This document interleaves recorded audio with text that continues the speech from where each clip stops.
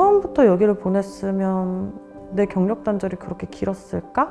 누군가 이제 돌봐줄 사람이 없으니까 일을 하면서 육아를 하는 결심을 하기가 되게 힘든 부분인 것 같아요. 발달전 아동을 양육하고 계시는 부모님들을 한번 면밀히 살펴보면 직장을 참 갖기가 어려우시더라고요.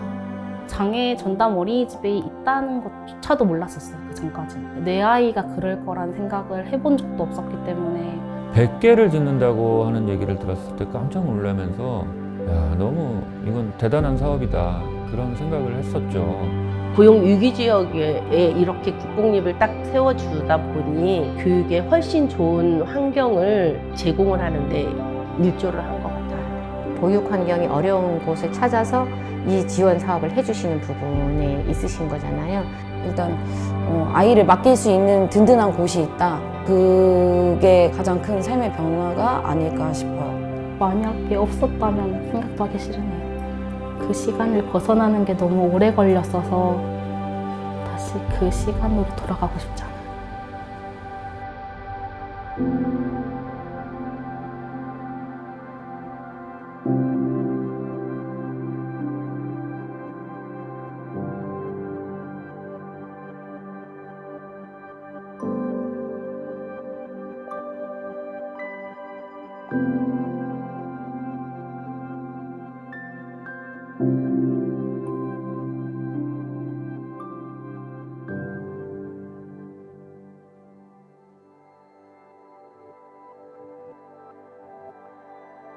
제주도는 지금 동서남북으로 딱 한 군데씩이 있었어요. 서귀포시에 장애아를 둔 부모님들이 많은 민원을 제기했다고 해요. 장애 전문 어린이집을 좀 개설해달라. 하나금융에서 그러면 우리가 그 사업에 지원을 해주겠으니 같이 이제 공립별빛 하나 어린이집을 지읍시다. 이렇게 해서 제가 지은 걸로 알고 있습니다.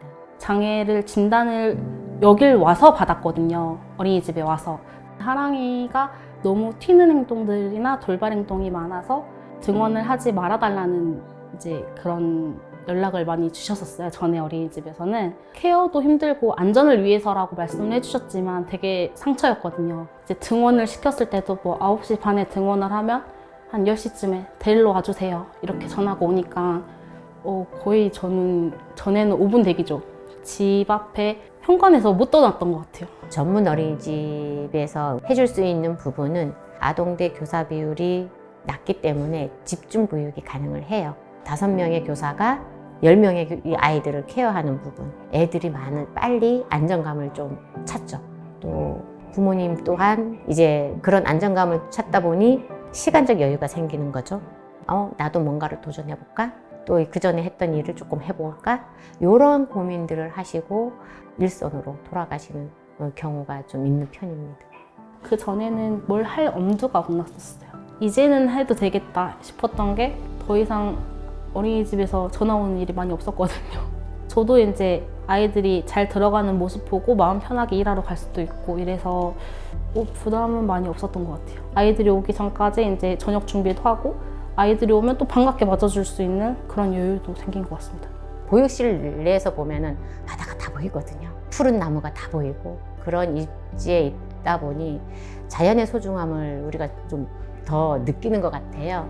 애들이 손에 갖고 있는 게 다 놀잇감이니까 위험인지도 자연적으로 습득이 될 거고요. 감각적 추구 역시도 또 감각적 예민함 역시도 자연스럽게 자기 몸에 익숙해지더라고요. 별빛 하나 어린이집 다니고 나서부터는 아이가 짜증이 많이 줄고 웃음도 많아지고 요새는 선생님한테 먼저 다가가서 안겨서 웃기도 하고 아니면 친구한테 잡아봐 이렇게 하면서 또래랑 노는 방법도 배우고 있더라고요. 그래서 이런 게 약간 긍정적인 상호작용을 배우다 보면 이렇게 하랑이도 친구가 생길 수가 있구나 이렇게 느끼다 보니까 그게 되게 좋았던 것 같아요.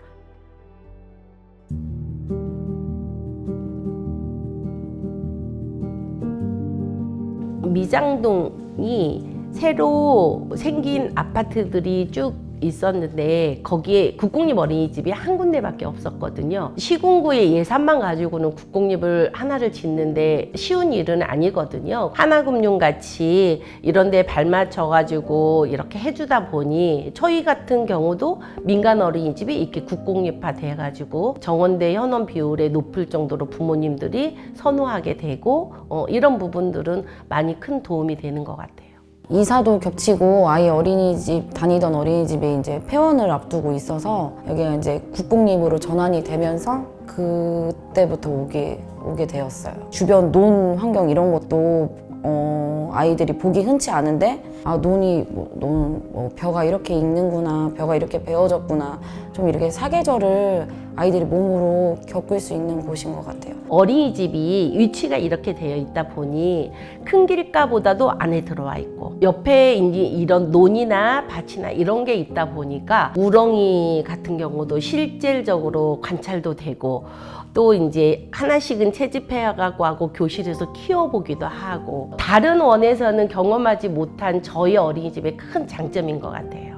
저희 원 같은 경우는 아침 7시 반부터 저녁 9시 반까지 원을 운영을 하고 있거든요. 저녁 9시 반까지 있는 친구들이 있을까라는 생각을 하는데 가게 하는 분들, 학원 하는 분들, 3교대로 병원 생활하는 엄마들 이런 분들은 꼭 필요하거든요. 방학이 있어도 이제 일하시는 엄마들을 위해서 방학 때도 아이들을 받아주시거든요. 통합보육이긴 하지만 그런 육아 공백이 최소화됐기 때문에 제가 다시 일을 시작해 봐야겠다 해서 내가 이제 아이들 말고 이 시간은 이제 나를 위해서 이제 쓰는 시간 좀 이렇게 생각하면서 일하고 이제 저녁에는 아이들 만나고 그랬던 것 같아요.